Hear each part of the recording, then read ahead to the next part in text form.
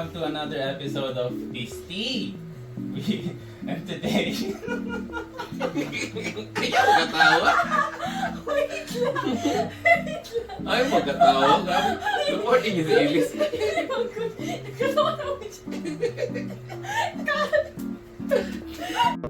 hello everyone. Welcome to another episode of This Tea.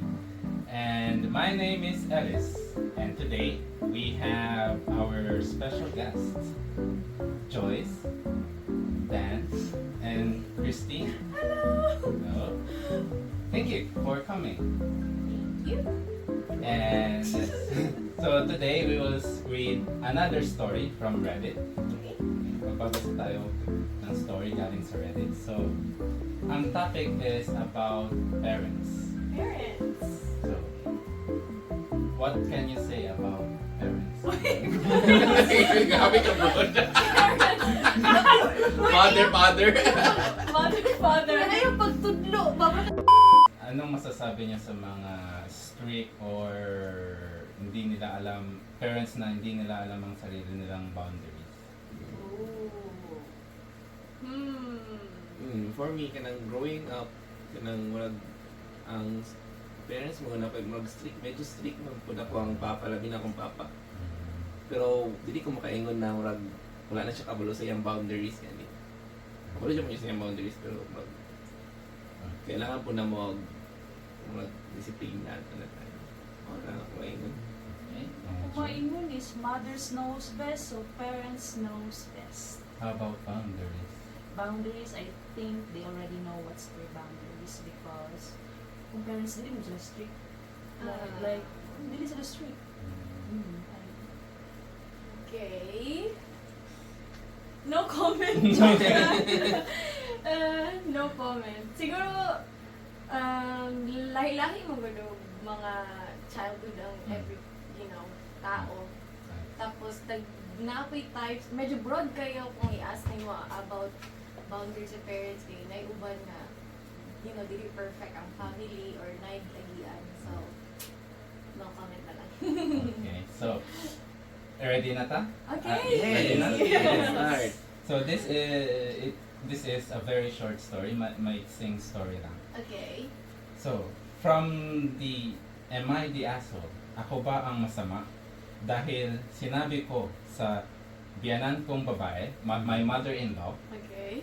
na hindi niya pwedeng bisitahin ang asawa ko sa hospital sa mismong araw na ipapanganak ang anak namin. Wait. Huh? Wait. Why? Ulit? No. Let's hear the story. Okay. Pinag-usapan na namin ng asawa ko bago siya manganak at nagkasundo kami na ayaw muna namin ng bisita sa mismong araw ng panganganak. Okay. Nalaman ng mother-in-law ko na kailangang ma-C-section ang asawa ko. Sinabi niya sa akin na sabihan ko siya kung kailan siya pwedeng pumunta. Sasabihan ko siya na kung kailan sila pwedeng pumunta, ganitong araw, ganyan. Pero bawal sa first day. Bawal sa first day. Nag-text ako sa group chat ng pamilya ng asawa ko.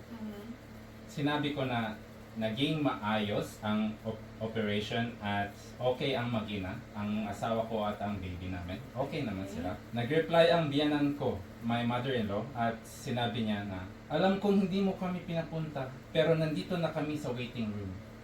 Oh no. Sobrang excited at gusto namin nandito kami para sa inyo. Nag-text ako pabalik sa OP. Sabi ng OP, nag-text daw siya. Sinabi niya na, salamat sa pagpunta, pero mas mabuting umuwi muna kayo at magkita na lang tayo ulit bukas. Okay. Tumawag ang father-in-law ng OP. At pagkatapos niyan, minura at nilait ako, ang OP, ng todo-todo. Nag-text din ang mother-in-law ng mahaba at sinabing napakabastos ko dahil hindi ko sila pinayagan na makita ang anak nila at ang baby, ang apo. So, pinaalalahanan ko sila, I reminded them na di sila pwedeng pumunta sa araw na yun mismo na kasi ang araw na to is para sa anak ko para sa asawa ko at para sa amin tatlo lang. And yun, so after nun, hindi na kami nag-uusap. Am I the asshole? Ako ba ang masama? So, comments, sabi, the top comment, pinaka-best na comment. Alam kong hindi mo ako pinapunta at may napakagandang dahilan para doon. Alam ko na hindi mo kami pinapunta ngayon, pero yun ang top Top comment. comment. So ang nag-top comment yung Yung mother-in-law. mother-in-law. Hindi, ang nag-comment, sabi niya, quote, in quotes, alam kong hindi mo ako pinapunta. So, Okay. oh, pero yun na yun. Yun na yung parang boundary ba na break na alam ko hindi mo kami pinapunta ngayon pero nandito kami. Gusto namin makita ng anak namin, ang baby. So, Parang quote, Quotes, yes. yun lang yung top comment. Okay. and there's a very good reason na bakit gusto nila na silang tatlo lang muna. C-section, opera. Grabe, Billy. Dito na. Binorgin. Dito, C-section, tapos malamang kakatapos ng operation, then pagod pa yung asawa ng OP. Very complicated. Grabe. Complicated. So, masama ba ang OP or nasa tama naman yung boundary niya? Ay, hindi. Gusto ko madunggan ng perspective sa lalaki. Okay, so, Sige daw, try daw. Sa Ang OP is lalaki, Lalaki. husband. Mm. Pero para sa akin, 50-50. 50-50 na asshole siya at hindi. Kasi pwede naman niyang puntahan doon yung stepfather at mother niya. Direktang makipag-usap. Tapos sabihin niya na, sorry, nagpapahinga pa ako, nagpapahinga pa yung anak niyo, ganyan. Tapos hindi, kasi special naman talaga ng day na yun para sa kanila, di ba? Parang, tapos hindi niya kasalanan, hindi man niya fault na kanang murag, siya, dapat ang nag-ingon mga to kay ang girl. Kasi Pero, buwan. bagong opera pa lang yung babae. I mean, before sa opera, dapat Iingon na sure man ko napag-isipan na nila na kuan kanang murag kanang giing na nagdaan niyang mama kay kung dili magud nimo mga parents dili medyo di mo nakakampi mo ka na gani kanang murag kung kay kinsa tong parents dapat sila magud ang murag moingon na to first hand kay murag bisud man good pa na ikaw ang murag outsider though kanang family na ka murag outsider man mo kanya hindi mo pwede makita yung anak yung apuhan mo kanang murag Ay, tapos through text, via text. Bayad text. Mas gwapo yun na kung mag-giat niya dito niya. Sorry, karon ka naman nagpapahinga pa yung apo, yung anak. Kanang pwede mo na naman balik para kayo makita ganyan niya sila na kanang awake sila na gani. So, kato kong opinion. Ang hawak sa inyo. So, nag-inform ba daan ang babae nga dili sila maato sa ospital or ang lalaki, ang husband ang nag-chat tanan? Nagkasundo ang OP at ang asawa na hindi mo na sila tatanggap ng bisita sa araw na So, yan. wala nag-communicate ang babae sa iyang parents? Oo, hindi sinabi dito. I think mo na siya ang mali. Like, growing up sa Pilipinas, kabalo man dito, once manganak ang babae, naamon jud na iyang mother. Iyang mother man jud na ang una mo sa iya, di ba? Mag-care, support, emotional support, then so feeling lang po na sila nasa mali nga nabuhat or na wala sila nag-communicate sa parents sa babae o tarong. Sinabi dito na nalaman ng binan ng mother-in-law na magkaka-C-section yung asawa. Pero hindi ko alam kung sino yung nagsabi sa nanay. I think kung mo yung mag-story at boundaries, I think dili mo na siya kanang very issue nga boundaries kay life and death magud na siya sa imong anak mismo na sa ospital. I think okay lang sa parents na mo adto sa hospital to check kung saan yung tabo sa iyahang daughter. Okay lang na mag-stay sila sa ospital, pero wag naman sana paalis yan. Like, ang akong point is dapat makita sa mother na okay iyahang anak after the delivery. Ano yung personal na makita, Personal. nalalapitan talaga? Personal, emotional support. Pero paano ang baby na bagong panganak? So malamang gusto din nilang tingnan yung baby and then syempre bagong panganak pa yung baby and then wala pa siyang masyadong immune system.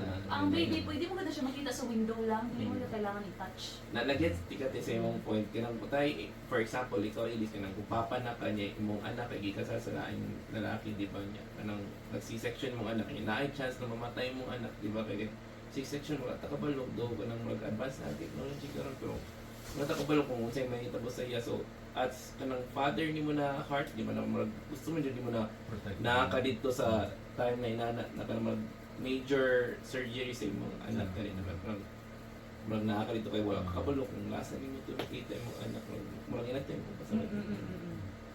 Verdict, ang judgment is hindi you have comment? Di man. Medyo hilom lang ko. Feeling na ko, or ako ang against sa inyong mga perspective. Siguro lahi lang ang, siguro magod sa unang panahon, magod na ka ng mga, labaw na sa kanang generation na kanang 80s? 80s ba na? Kanang murag, sa inga, magod na time kanang murag, normal lang ang kanang murag mag-deliver o baby, kanang murag ganig, murag nahimo siyang role sa mga babae. Niya murag kanang mga anak na siya magsa-section na kanang murag amot lang siguro sa karon ng good na generation kanang murag kung ako lang ako ang babae, agree ko sa ilaha na gusto kong privacy sa ako ang own delivery. Dili sa ko gusto sa mo kay dili ko gusto na i-entertain kung mamatay ko o dili pero at least kabalo mo na murag moabot mo bigya ko na makabalo mo gyapon mo pero gusto ko privacy sa ako ang day na mga anak murag ana gani Kahit one day lang. o kahit one day lang na ihatag nimo na kanang hunaw-hunaw sa nako akong self pero ug akong baby para bago ko mag una-una sa uban kay do ina nato na kana ganing ang feeling na ang reason nganong wala niya nakikita iyang mama kay lisod inog labaw na kanang kitaon gani sinabi ko ko lagi na kanang kana ning feeling na ko na ma-convince ko so dapat di lang ko mapakita kay gusto na ko i-prioritize ang gusto sa kuwang asawa. Judgment dito is hindi siya ang asshole. Bagong operation tapos kailangan pa mag-entertain ng asawa and then kailangan pa niya makipag-usap. Wala, kamusta ka na? Okay lang ako. Kahit bagong hiwa lang. Wala mang hindi okay. So, Obvious ba? and then, sabi dito is, hiniwa ang tiyan ng asawa niya, pansamantalang binuhat at itinabi ang mga organs niya. Kinuha ang baby, ibinalik ang mga organs, and then pagkatapos tinahi. Humihingi lang naman sila ng isang araw lang para magpahinga. Tapos, bakit hindi pa kayang ibigay? Ang take ko na ko na nice food ang gihimo sa lalaki kay do ingon na to mama o papa niya or kuan ka nang mao na gud imong immediate family murag sila na gud imong priority mas unsa pa niingon sa ini to mama jud na niya or papa pero dapat i-respect niyo imong wife kay mao naman na ilang ka nang murag first family na gani murag ana. Yun lang hindi ko ma-gets ba na nanay, porket nanay or tatay mo, dapat sila palagi dapat ang masunod. Na matanda ka na, and then, or kahit yung anak nila, kahit yung matanda na, hiniling nung anak nila na bigyan mo ako ng kahit isang araw lang. Tapos ba't di pa nila mabigay? And then, hindi, bigyan mo yan sa amin kasi nanay mo kami. Ay, ako yung nanay mo, ako yung tatay mo. Ganyan. Siguro na ako'y part na nagkulang po sila sa katoy mo ni Joyce na nagkulang sila Inform. mag-inform, Especially mag-communicate. ang girl, dapat siya Oo. mag-communicate Yung sa family iyang man to niya. parents. Kung kabalo siya sa personality siyang mama nga. Siya dapat ang If nagsabi. yes, if kabalo siya nga love kay ko sa akong mama, for sure mo adto jud akong mama. Ana for sure i-check jud ko sa akong mama. So dapat before siya nag-deliver, dili kay sa iyang husband lang siya i-communicate. Dapat iya mismo gi-ingnan iyang mama. Tama din yung sabi ni Kuya Dan na dapat pinersonal na sabihin sa ospital na Bastos mo ang text. Kung imon to kung nana ka sa same space sa stepfather o mother niyo tapos wala na nyo gani adto dito para ka nang run. post. And isa pang comment, isang nurse sabi niya, nurse po ako, pakiusap, ipaalam nyo sa lahat ng medical staff, day shift or night shift, ang inyong patakaran na bawal ang bisita. Para rin ito sa pang nakakabasa nito. Kaming mga nurse ang magpapaalis sa mga bisitang hindi gusto at hindi kami magdadalawang isip na tumawag ng security para palabasin sila. Good luck sa inyo and congratulations sa inyong dalawa sa inyong bagong baby. So, bawal gila yung bisita po. Mas Depende sa pasyente. Depende sa pasyente. Pero sa hospital na rule, Kung ayaw nila ng bisita, visitors, sabihin nila sa nurses, so sila na bahala. So, ang patient talaga ang mag-decide kung gusto niya ng bisita or mas importante nga niya kanang giadto no niya na nandito yang kuan father-in-law, mother-in-law kay kanang nana kay siya kanang murag kuan gina bawal biya ang kuan bisita na karon. So kanang pwede umma na na. so personal and then respectful din kaysa text.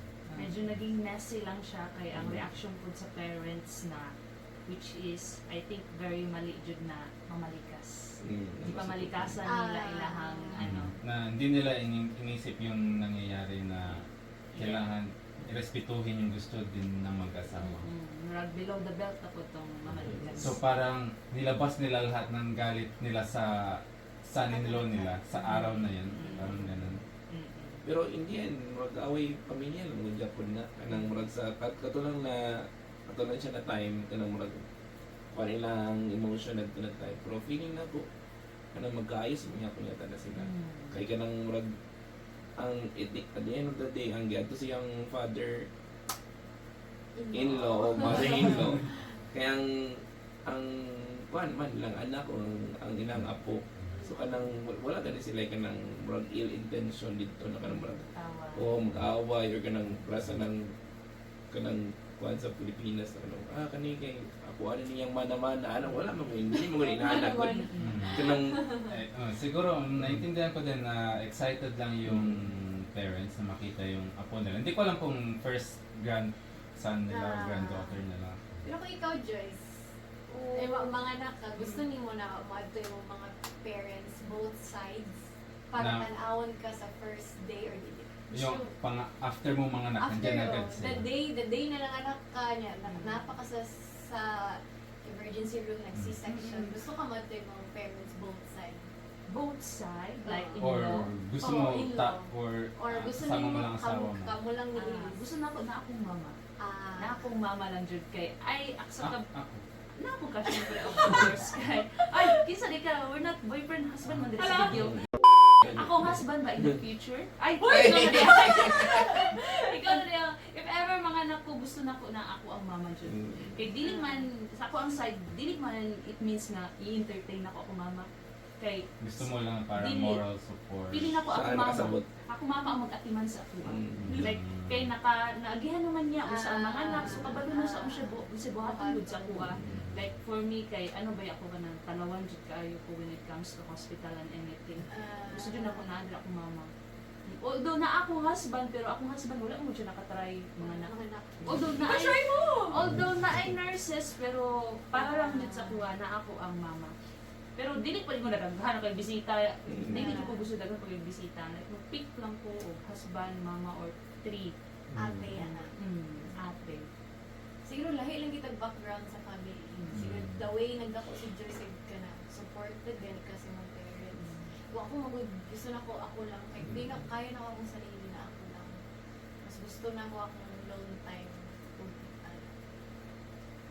Siguro lahi lang yan. Talawan. Kung Talawan. nadyo'y talawan yan, nadyo'y iso. Majority sabi nila na hindi siya ang masama. Basa daw ka ng comment na masama siya. Okay, ito. I'll read it in English. Is it okay? It doesn't change my answer, not the asshole either way, but when you decided not to have visitors the day off, did you share your decision with your families? So, yeah. Just wondering. Ang sa inana ko na point, no feeling na ko ang reason nga no wala nila giingon in advance. Kay kabalo sila nga dili gid mo sugot kung magkaroon lag away, which is another stress na pud gani the day before pa siya mga anak. kanang murag Kailangan pa niya mag-negotiate. Oo, mag-negotiate na ayaw na lang lagi kanang ana gani na kanang para ma-avoid atong stress ingon na lang the day na kanang mga nakubi kay para isa lang ka day na kanang gamay na gyud day na kanang mas stress ko ani na bagay murag feeling ako kabalo pud ang babae sa side siyang family na ting-ana sila personality sa Or balay na overbearing pushy. silang ang pushy. Oo, ay nga pushy kay sa mga things. Siguro dili lang sa ingana na state siguro sa uban pa sila sa mga igsoon niya or sa Or may interview, mga ano pangalan ng baby, Oo, ganyan. mga ingana. Di siya gusto ma-entertain ng stress sa the day silang birthday sila. So, verdict, Verdict. What's verdict, Ouch. judgment. judgment? Am I the asshole or is OP, ang OP ba ay masama or hindi? Also, I think they are very strong. I mean, the girl who will deliver The the OP, baby. the OP. Dili, gani.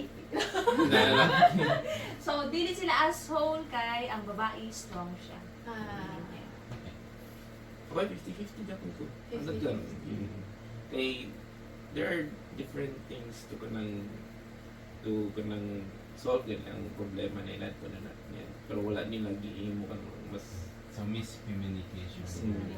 tapos text dili man siya murag Respect. respectful way para ka nang Mm. to decline someone na nang sa importante na din ana gani mo lang to. Okay, 80-20. 80 80 ko na mean. nag-agree sa ilang decision na gusto nilang privacy sa ilahang pagpanganak. Siguro 20 ato kay pangit ang ilang pag-communicate. Siguro giadto na lang sa gawas kay para matarong explain. Yes. Or, yeah. Hindi bastos. Yes. Tapos, bakit, or kung gusto nila makita yan, sana ginawa ng OP is pinicturean niya yung makita niya. Yung Respeto sila na lang picture. po, na Pakita personally yung picture. Updates. Updates? Update? Walang I updates. mean, pa dapat mo sorry. mong giingon updates, mag-send ng pictures sa group chat. Tignan natin kung may update, but as of now, wala pang updates. This, na-post to last 16 days ago. Bago pa. Bago pa. Congratulations. Congratulations. OP, congratulations on your baby. But you have a family problem. Tama, maayos niyo yung family. Maayos. Sure ko na maayos mo na kay baby mo. Nala may baby, masoft naman ang mga heart sa mga lolo. Kung apo, wala naman na. Wala ka pamalikas na sila. I'm sorry. Wala na yung pamalikasan ng ilahang son-in-law. Yun na, wala pa kabalo. The damage Wait as has been done. Okay. Wait as update. Wait as updates. So, that's it. That's it. So, thank you again for listening and watching our Reddit Pisties stories. And see you again next time.